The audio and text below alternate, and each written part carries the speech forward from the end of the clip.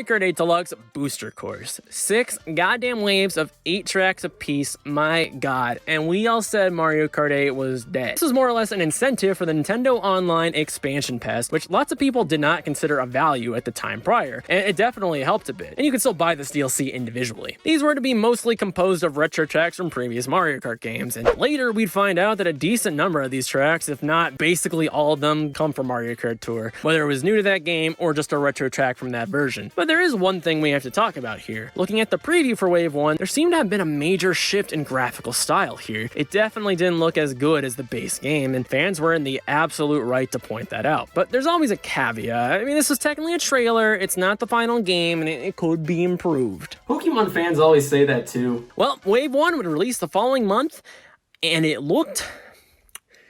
It's bad. Okay, it's bad. The grass was no longer textured and instead looked like a Microsoft Paint bucket tool. Models like trees and flowers looked out of the Wii era, and even when it looked fine, it was still just nowhere close to the impeccable quality of the original game. This sparked massive debates on Twitter, which has never happened before, and it seemed like people weren't able to come to a collective consensus on if these worse graphics were a big deal or not. Some people argued, who cared about low polygon models when you drive past them so quickly? And you know, that's a good point. Technically, it doesn't really matter, but it is fair to be disappointed by this in comparison to the base Mario Kart 8, which had love and care put into every single pixel, no matter where it was. This reeked of a new development team to me, and probably inexperienced ones. With Wave 1, I personally had problems beyond the graphics, actually. The track selection was super mediocre. 3DS Toad Circuit? Really? Was there a single soul asking for this to be in the game? I'm not opposed to the inclusion of tour tracks, to be honest, but the ones they picked here were just so boring. Tokyo Blur Ridge barely feels like it takes place in Tokyo. It's just like kind of a mundane road with nothing on it. Pac-Man World Rally had a better Tokyo track than this, and there were just genuine errors overall. Coconut Mall has a turn where 90% of the time I just see everyone crash into the wall. Originally, the cars didn't even fucking move, and the NPCs in every level were scaled to be ridiculously big. Paper audience members that were used in the base game when they were 10 miles away as an illusion were sometimes just thrown 3 feet in front of your face, and you can definitely tell. I mean,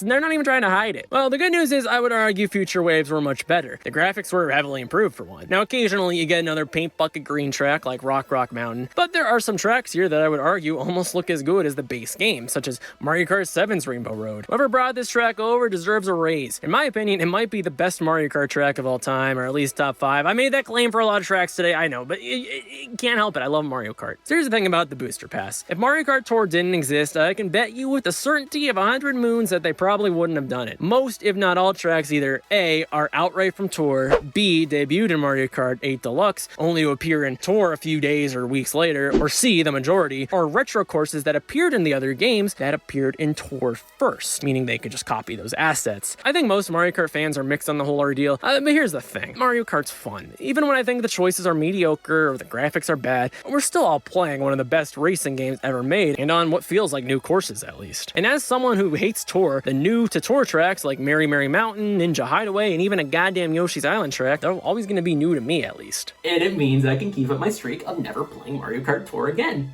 And as said, the waves have only gotten better since Wave 1, and there have even been a few bonuses. In 3.0, Nintendo added an item selector, sort of the same system Smash Bros. Have, so if you want to play a track with all super horns, legally nothing's now stopping you. And Wave 4.0 even started introducing new characters, like Birdo, and there's more to come. And that was never even advertised from the onset. It's very rare a company decides to give you more content out of the blue. We're not going to talk about each cup in depth anyways, as basically they're all retro tracks, and I think it would get kind of repetitive. My general opinion on the reused tracks, you know what, bring them on. Nintendo is making Mario Kart 8 Deluxe an ever-living beast. I mean, there's nearly going to be 100 tracks when all's said and done.